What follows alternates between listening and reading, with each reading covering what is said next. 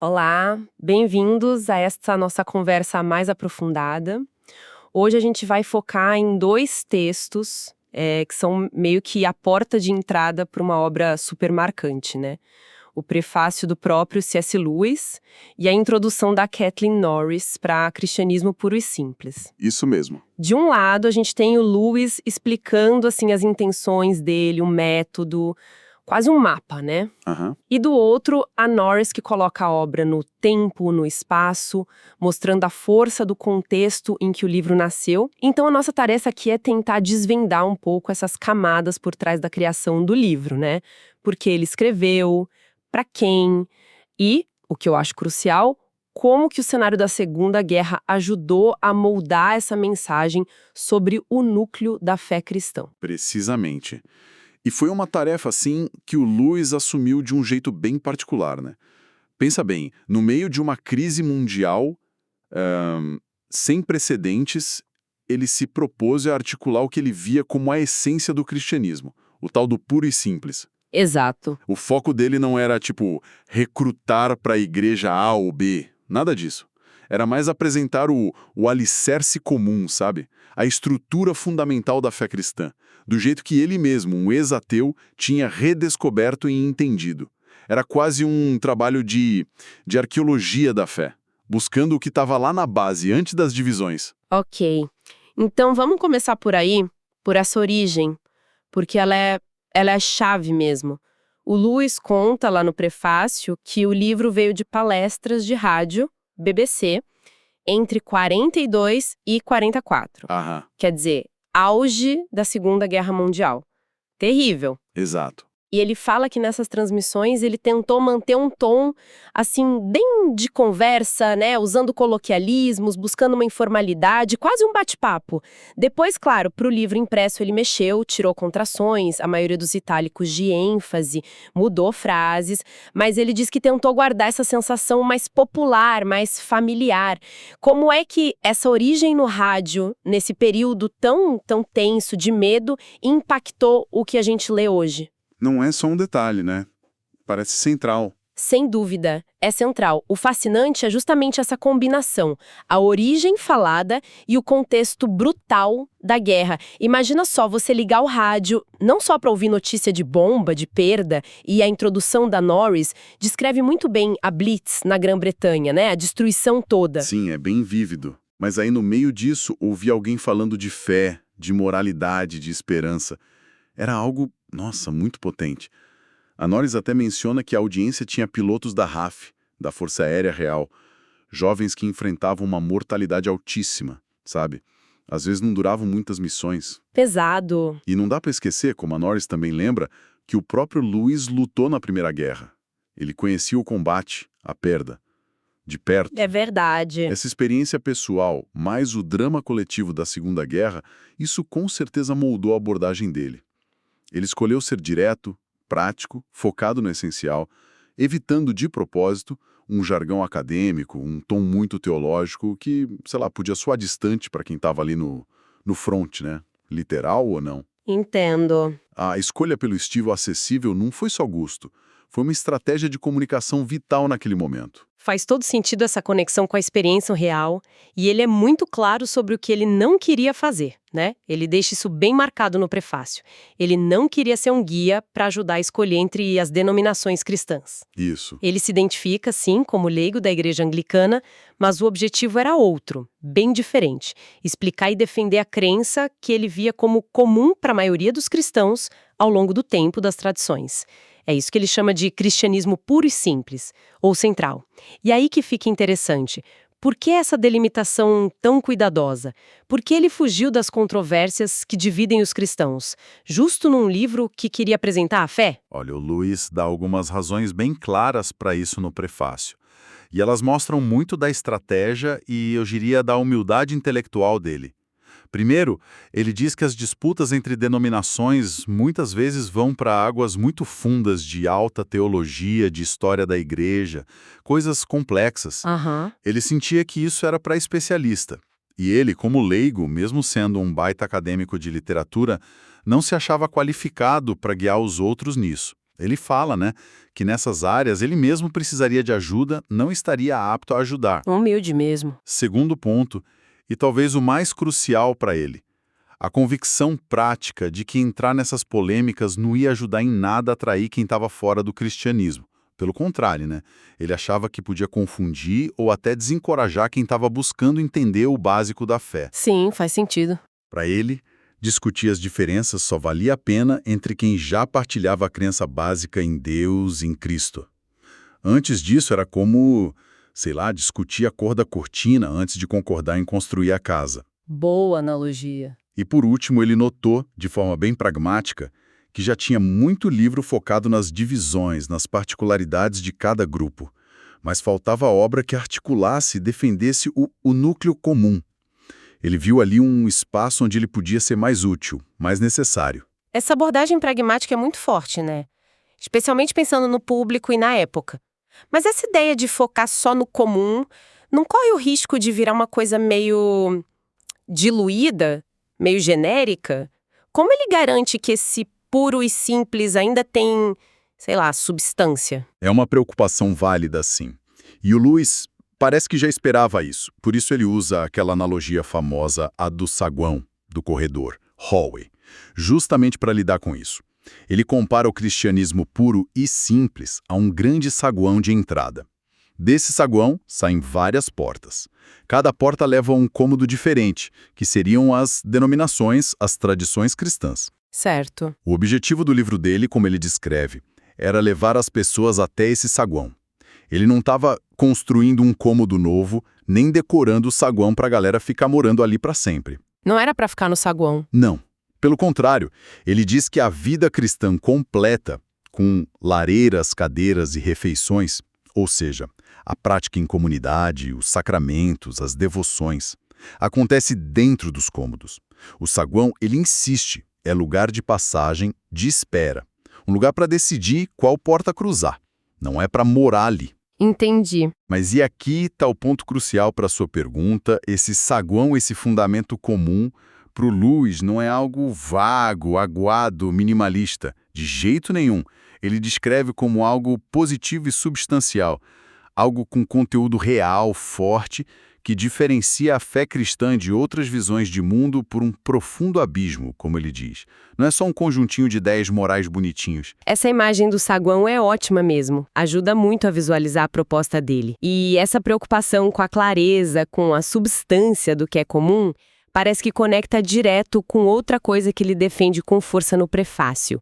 O uso correto da palavra cristão. Ah, sim. Ele defende muito usar o termo no sentido original, objetivo, para descrever quem aceita as doutrinas básicas do cristianismo. E critica o que ele via como uma tendência de espiritualizar a palavra, sabe? Deixá-la vaga, só um elogio. Aham. A comparação que ele faz com gentleman, cavalheiro, é muito boa. Originalmente significava algo concreto, ter brasão, terras. Depois virou só alguém que a gente aprova, perdeu a utilidade para descrever. Porque essa briga pela definição de cristão era tão importante para ele. Parece detalhe, semântica, mas ele dá um peso enorme. Pode parecer semântica, mas para Lewis era bem mais que isso.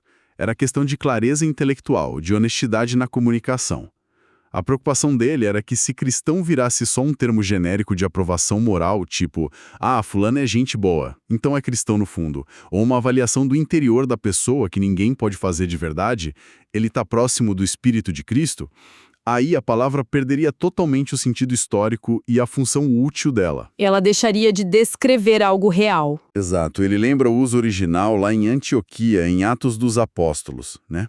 Onde começou a ser usada para os discípulos, ou seja, para quem aceitava os ensinos dos apóstolos sobre Jesus.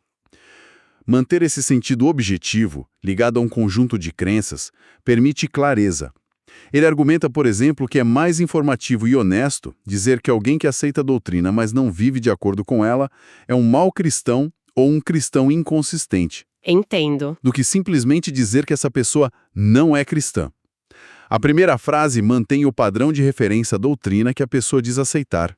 A segunda apaga tudo, torna impossível discutir o que significa viver essa fé. No fundo, é uma defesa da precisão da linguagem como ferramenta essencial para o pensamento claro. Isso vai além da religião, né? É importante em qualquer área.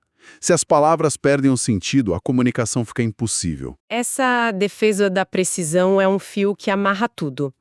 E agora, voltando para aquele contexto sombrio que a Kathleen Norris descreve tão bem na introdução, a guerra, o sofrimento em todo lugar, a desilusão com as promessas de progresso, de tecnologia, que não trouxeram paz, né? Trouxeram destruição em massa. Sim. A Norris usa aquela imagem forte do Lewis, de que a gente vive num território ocupado pelo inimigo, como se o mundo estivesse dominado por forças do mal.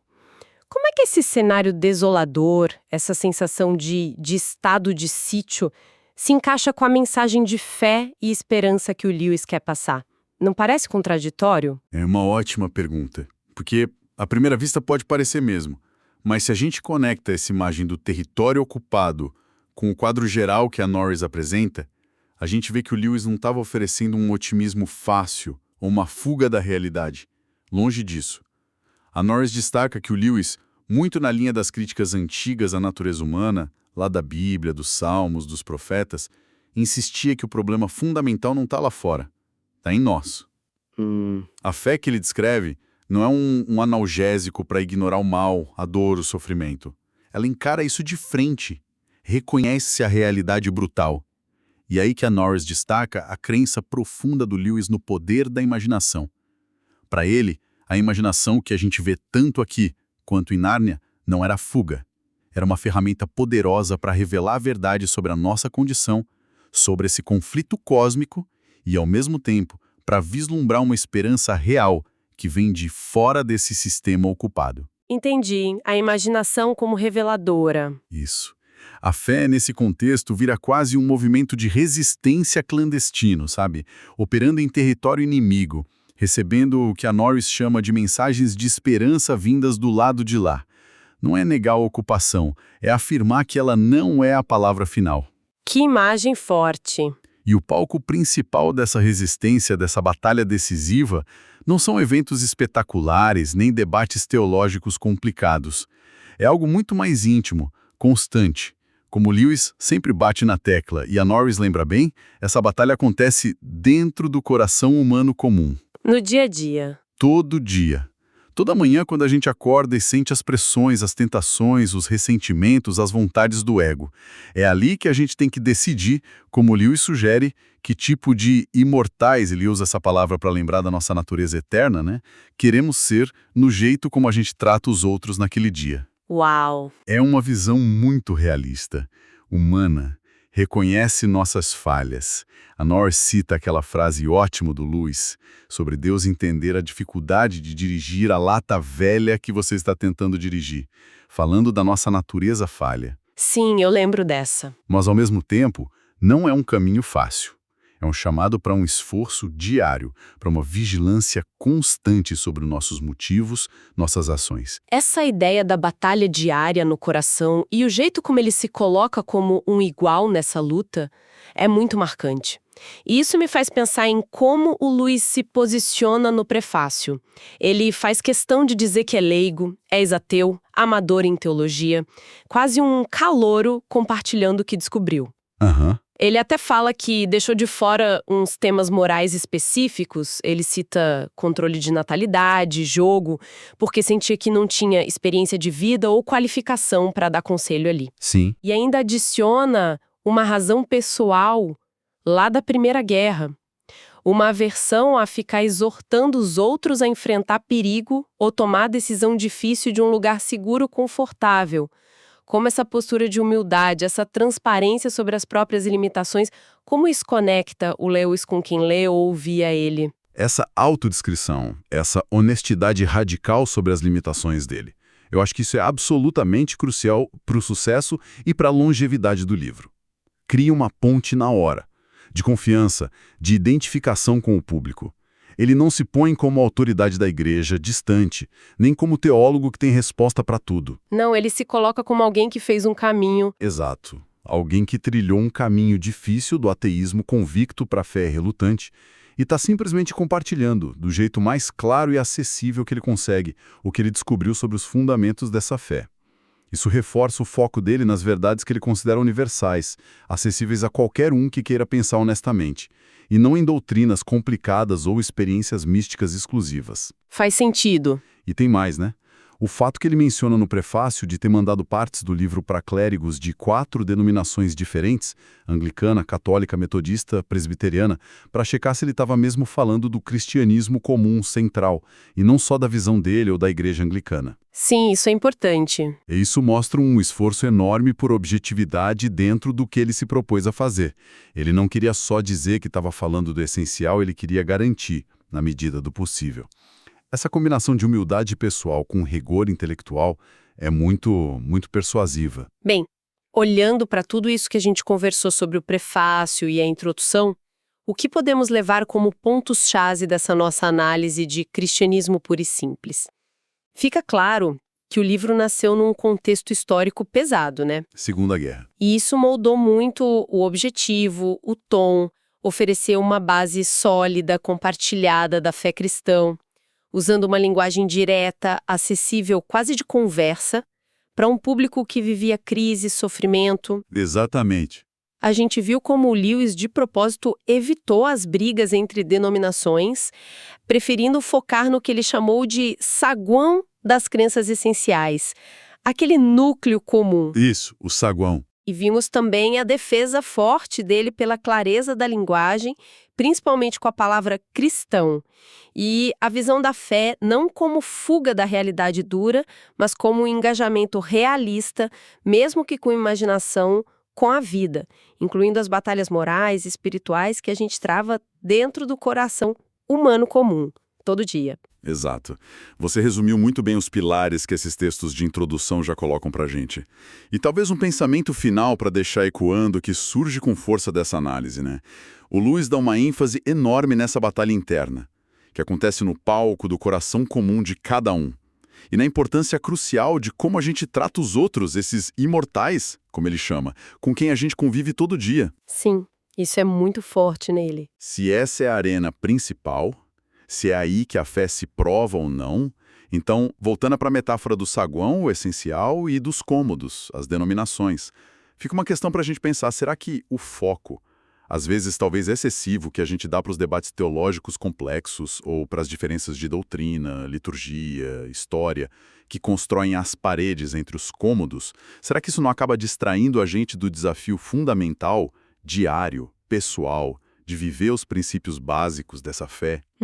A compaixão, a honestidade, a busca por justiça, o perdão, a humildade, independentemente do cômodo específico que a gente escolheu habitar. É algo para se pensar sobre onde fica na prática a verdadeira essência daquilo que o Lewis tentou chamar de puro e simples. Onde é que a lata velha realmente encontra estrada, né?